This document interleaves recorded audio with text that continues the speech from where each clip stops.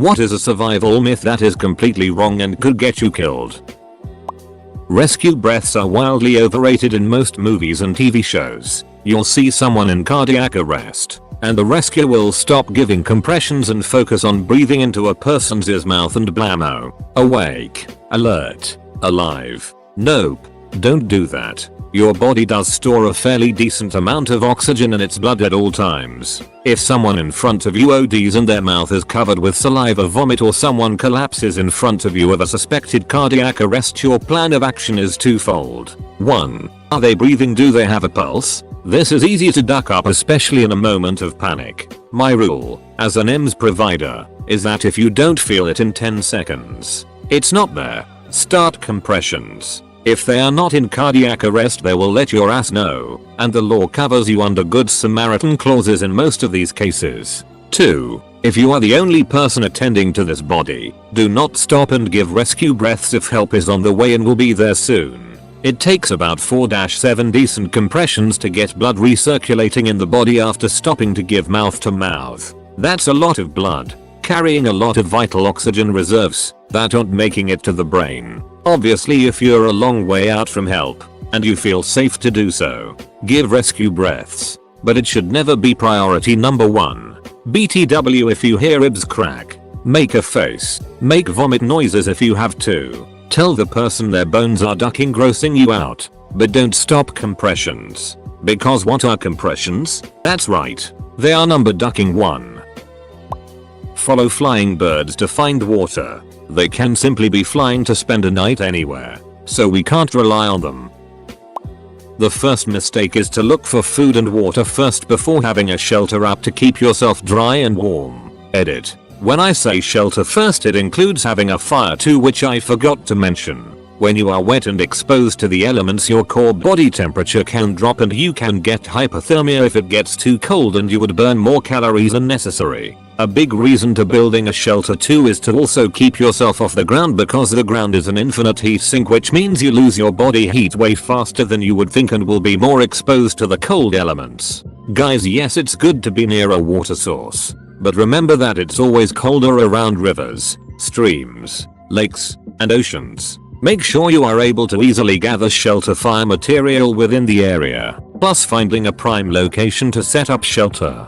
I feel like a book RN. Thanks for the silver. You do not need to wait 24 hours to report a missing person. If you think someone is missing, report it as such. The faster a missing person report is filed, the greater the chance the person will be found. Removing a bullet is more dangerous than leaving it in. Trying to remove it can tear vital organs. It can be pushed in even deeper, or removing it can cause the person to bleed out. If you ever find yourself in snake country, make as much noise as possible. Most people want to avoid snakes, so stay quiet, but they are more scared of you than you are of them. Talk loudly, stomp, but obviously keep an eye and ear out for any fellas who don't want you to be there. Source: Australian. Sucking a snake bite. It will often make it worse. If you have to forage for food, avoid mushrooms entirely. Odds are so slim you will find an edible kind that you're much better off looking for things like nuts, seeds, and berries. Edit. This is not a myth. This is the truth. You can hydrate from soda. If that's all you have, drink it. Don't eat snow to stay hydrated if you're in a winter survival situation. Losing the heat to the snow while eating it is more dangerous than dehydration. Heat it up or let it melt in a container first to lose less heat. One I know of is the myth that you can drink water from a cactus. I heard it false, and you can only drink from a small minority of cacti without having certain health consequences I am not aware of. Closest I can think of is brace yourself if you are about to get in an accident. Try to go limp. You are more likely to walk away with minor injuries if you go limp. That's how drunk drivers survive crashes. Herbivorous animals are friendly and peaceful, so you are safe being around them, and their presence will show you where food is. Seriously, everything from cows to deer can and will kill you if you make it angry. It is usually a good idea if you are in the wilds not to get near any large wild animal, but herbivores can often be even more aggressive than the predators. If you get stabbed with anything, Don't pull it out since it could be the thing that preventing you from bleeding out. Instead immobilize it and go to the hospital where they can stop the bleeding when they remove the object. Cotton wicks moisture. Cotton is probably the worst material to wear in an outdoor survival situation because it holds moisture and in doing so loses its ability to keep you warm. Drinking alcohol to stay warm. You sweat. Your blood will rush to your skin and you will die much faster. Edit. People seem curious about this. Here is a good link. Capital L. Edit 2. As suggested by another editor. Edit 3. Actual Mythbusters link provided by another redditor. TL. Doctor, if done right, a tourniquet should hurt like a methodica and you're going to want to loosen it, but in the words of Egon Spengler, it would be bad. Gradually loosening an applied tourniquet over time is a thing I still see in first aid training videos for some reason. Don't do that. Once a tourniquet is on, remember, and mark the person if you can, what time it was applied and leave the rest to doctors in a stable environment. Loosening a tourniquet may result in blood loss returning, which requires retightening it. Tightening loosening repeatedly may cause, on top of additional blood loss, blood to pool up inside the limb, which can cause even more damage. Edit. It's going to take over 2 hours for muscle nerve damage to start occurring and about 6 until everything is dead and needing an amputation. Many of folks have said that recent advances have prolonged that time. I can't find a source to validate that, but it seems believable. Would like one if anybody has one, as TQUs has heavily increased in the military and civilian world the past 15 years thanks to the cat, so I'm guessing surgeons have worked with them more. This much more recent study cites that most amputations are due to the injuries sustained, not tourniquet use. More than a multicenter study demonstrated 88% effectiveness in pre-hospital tourniquet application with significantly lower mortality and amputation rates than in American military experience. More than Craig et al.'s military cohort had a 35% amputation rate, with several civilian series having a frequency of 17% to 29%. More than theorized that injury severity was critical in the decision to amputate than the presence of a tourniquet. A significant number of the initial amputations had mangled, nearly amputated arms or legs from high-speed motorcycle or all-terrain vehicle crash. Despite the higher rate of initial amputation, there was no increase in morbidity, mortality, or length of stay in TQ plus patients. Old source edit. More than continuous application for longer than 2H can result in permanent nerve injury, muscle injury, including contractures, rhabdomyolysis and compartment syndrome, vascular injury and skin necrosis. 8 muscle damage is nearly complete by 6 hours, with likely required amputation. Numerous studies have been performed to determine the maximum duration of tourniquet use before complications. The general conclusion is that a tourniquet can be left in place for 2H with little risk of permanent ischemic injury, more than a policy of periodic loosening of a tourniquet in an attempt to reduce limb ischemia has often led to incremental exsanguination and death. 12. I can think of multiple. Basic wilderness survival is required to be taught where I live. Don't drink your pee if you're thirsty. It's high in salt and will make you more dehydrated, just like ocean water. Eating snow when you're thirsty is also bad. It lowers your core temperature and you can become hypothermic. Don't play dead with all bears. Depends on the bear, some will definitely duck your up if you play dead. Grizzly bears stand your ground and back up slowly. If it becomes irritated, get into the fetal position and cover your neck and play dead. Black bears throw rocks and sticks at it and make a lot of noise. From my experience, black bears are skittish and run away. Polar bears back away slowly to safety. If they attack prey, they kill you fast. Defend yourself by any means necessary. Remember to always carry bear spray or a gun if you're in bear country. Edit. Thank your silver. Kind stranger. Don't stand underneath doorways in case of earthquakes. Doors and door frames are just not made the same anymore, so you're more likely to sustain more serious injuries if you do. You're better off staying hidden underneath a desk or table. Apparently some people think the best way to survive a wolf attack is to bend down and show the wolf you're submissive towards him and pose as no threat. If you do this, you're dead. The wolf will 100% kill you. Your best bet is to walk away without turning your backs on them, maintaining eye contact the whole way. If you look away or turn your back, the wolf's killer instinct will kick in and it'll kill you. Don't make a lot of noise and aggressive movements towards a wolf the same way you do to a black bear, because most likely it'll be seen as a challenge, not a threat. Sticking your finger up a dog's bum. I've read this a few times. Not a good idea. Best way to deal with a dog attack is to try to move away slowly, sideways with your arms at your sides so that you're not threatening.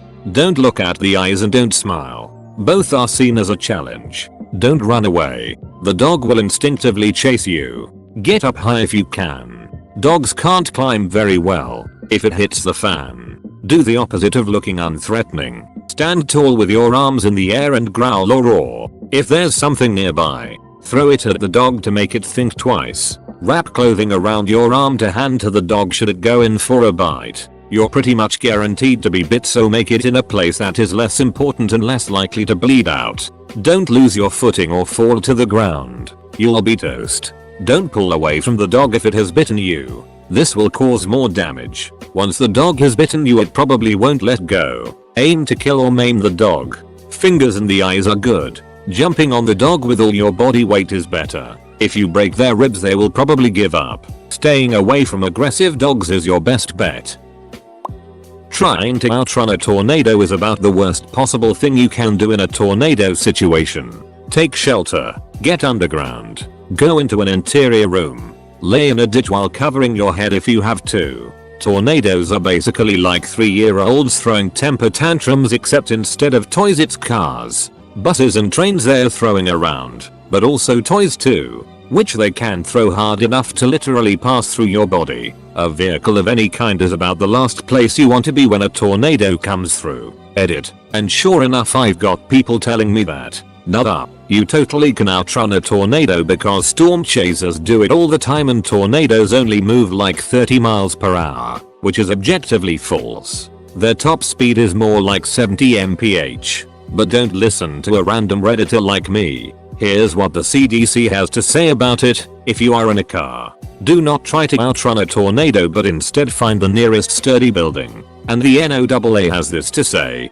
vehicles are extremely risky in a tornado. There is no safe option when caught in a tornado in a car, just slightly less dangerous ones. If the tornado is visible, far away, and the traffic is light, you may be able to drive out of its path by moving at right angles to the tornado. Seek shelter in a sturdy building, or underground if possible. I hope discerning redditors will work out that what they're advising is there is not to try to outrun a tornado, but that you don't need to get out of your vehicle if you are very far away from one. And the National Weather Service, being in a vehicle during a tornado is not safe. The best course of action is to drive to the closest shelter. If you are unable to make it to a safe shelter, either get down in your car and cover your head, or abandon your car and seek shelter in a low-lying area such as a ditch or ravine. So, in short, never try to outrun a tornado, and anyone who ever tells you otherwise is objectively wrong and spreading dangerous misinformation. End of discussion. Punch a shark in the nose. The YouTube videos on how to unarm an attacker from close range. You'll die before you can yell yee-haw.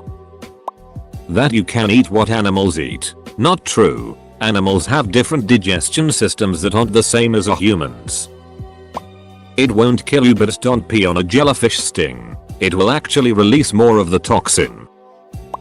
A lot of Southeast Asians believe going from heat to aircon, jumping in a swimming pool on a hot day, or even fans will kill you. So many deaths happen every year because people are afraid of being shocked to death from going from hot to cold too quickly. One myth I have heard was that moss only grows on the north side of trees. This of course is false. I watch a lot of fight videos on subs like our street fights and our fight porn, and one of two things pretty much always happens when someone gets knocked out. Either their friends come and try to pick them up, shake them, and slap them on the face to regain consciousness, or they are left there on their back while people film and laugh and say, "You got knocked the duck out." These are both bad things to do because that person has just suffered possible serious trauma to their head, especially if they smacked it on the pavement when they came down. So shaking them awake is not a great thing to do. It might seem like leaving them be and recover on their own is a better idea, but it's not always, because they run the risk of choking on their tongue. The best thing to do is put them in the recovery position, which will make sure they don't have problems breathing until they regain their bearings, and if they don't after a while, it's a safe way for them to be until medical help comes. You cannot drive big boulders, and the pioneers have in fact not been riding those babies for miles. Not quite a survival myth, but interesting nonetheless. Paradoxical undressing. It is when you are hypothermic but still remove your clothes. Explains why dead people are sometimes found naked out in snowy ranges. It is usually during the final stages of hypothermia, and the theory is that your blood vessels give up on constricting blood flow to your skin peripheries, so you suddenly feel super warm and remove all your clothes, which in turn causes you to die quicker. If you try jumping in a malfunctioning falling elevator, at the very second it smashes into the ground, aren't you still dead? Wear a seatbelt. There's myths about it being bad if you go into a lake or there's a fire. But 1. That is an incredibly tiny proportion of car crashes, and 2. If you're in that situation, you're far more likely to be knocked out and die of inaction if you're not wearing a seatbelt. I know this is a mundane tip, but you're far more likely to be in a life-threatening car crash than be stabbed or be in a falling elevator. Wear a seatbelt. It's not advised to wring out animal it and drink the fluid. Just drink the water that the camera crew has with them instead. More than the more you know. Not quite as sexy and interesting as the rest of these, but if you're walking alone at night, putting a key between each finger, with the thought that you can punch someone and they'll be impaled by 3 keys, is useless. You're much more likely to hurt the webbing on your fingers, since the grip you have on each key will be really weak. Instead, put a single key between your thumb and forefinger, parallel to your thumb, and make a fist. This still isn't a great defense, but it is an improvement over simply a fist. Also, don't try to kick a man in the crotch unless you have an amazing shot, in which case, you're probably better off running anyway. If you miss or don't kick hard enough, both of which are more likely in the case when you're likely panicking, you're just going to cause mild discomfort and piss him off even more. Drawing a perfect circle on the ground beneath you will protect you from a sea bear attack.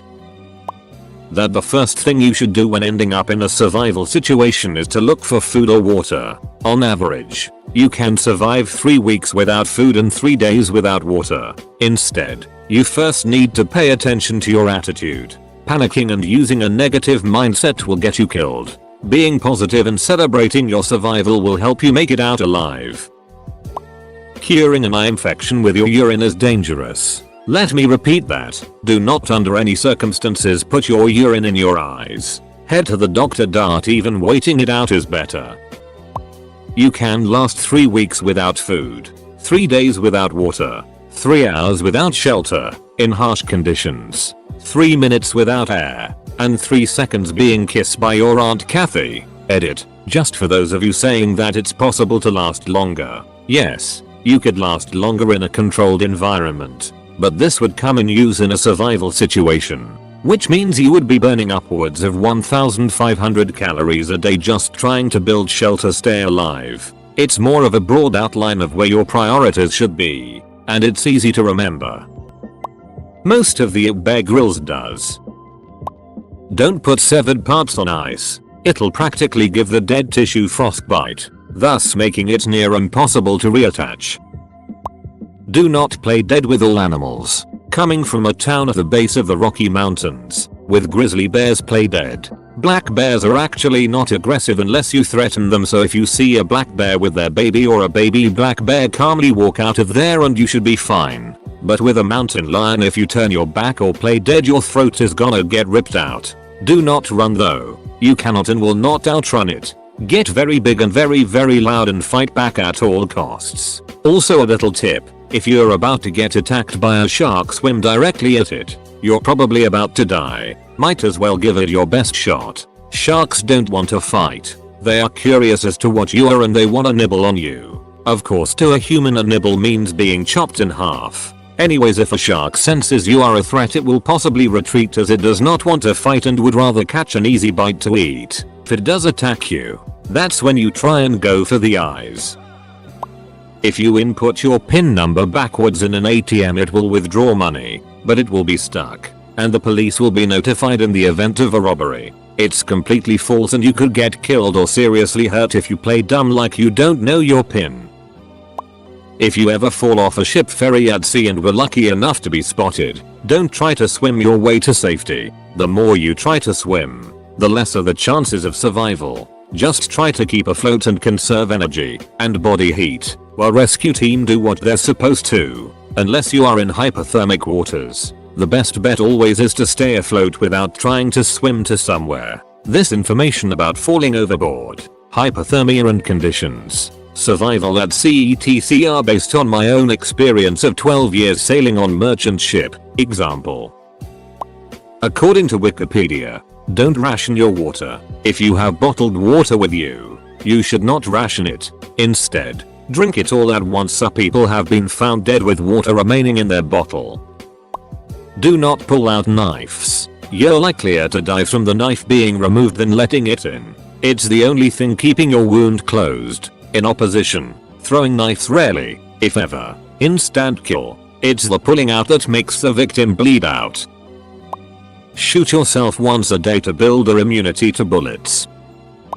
If a diabetic is having a hypo and becomes unconscious, do not give them insulin. They need to get their blood sugar up, and insulin does literally the opposite. FK the media for always portraying diabetics as needing an injection to save their lives. One of the more common examples of these misconceptions would be to jump when an elevator is falling. You're more likely to survive the crash if you lay spread eagle on the bottom of the elevator instead of jumping. Another one. Poison ivy isn't just washed off with water and soap. It almost leaves a sap-like residue on your skin. Wash the area and wipe off the residue, never reusing the same part of the cloth. Imagine wiping grease off of your skin. It's much like the same thing. You can avoid some nasty rashes and immune responses if you do it correctly. Can make a huge difference outdoors. Tell me the truth, and I won't get mad. This thread is like a massage for me. So many correct things in one place, and on Reddit no less. Punch a shark in the nose. Technically, yes, striking a shark in the nose would disorient it, but you're far more likely to miss the nose and fling your arm directly into the shark's mouth. Not ideal. But you can't just punch things. It's not Minecraft. There was a bullet article floating around on Facebook a few years ago that stated that if you're having a heart attack you can stop it immediately by taking a spoon of cayenne pepper. It was reported to literally stop a heart attack immediately. The only outcome of trying this is that you'll be choking on a mouthful of cayenne pepper whilst you die from a heart attack. Do not take cayenne pepper. Call a bloody ambulance. That's what we're for. I was considering linking a site I found that made this argument, but then I reconsidered because I didn't want to be inadvertently spreading false and harmful information. You can Google it if you're that interested in seeing the bullet for yourself. One extract from the page I found. More than cayenne is also useful in boosting the heart rate as it strengthens the pulse. Literally the opposite of what you want to do in a heart attack. Do not raise the patient's heart rate. Starting by punching wood. Sucking snake venom out of a bite wound. Not walking under trees in Australia. Drop bears will still hunt you down and kill you. Tourists beware. Wolf semen is not nutritious. It's a lie.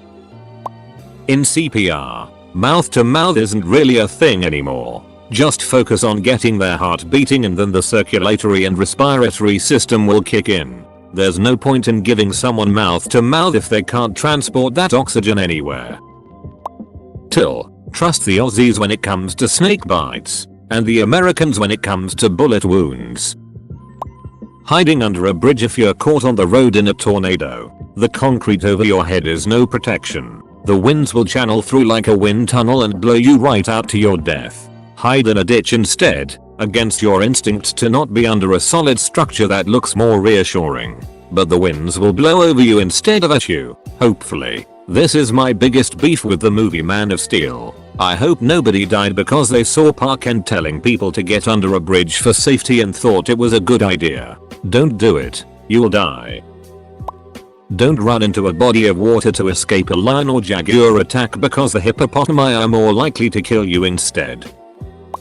All the nonsense taught by self-defense courses. How they make it seem like everything is a fair fight.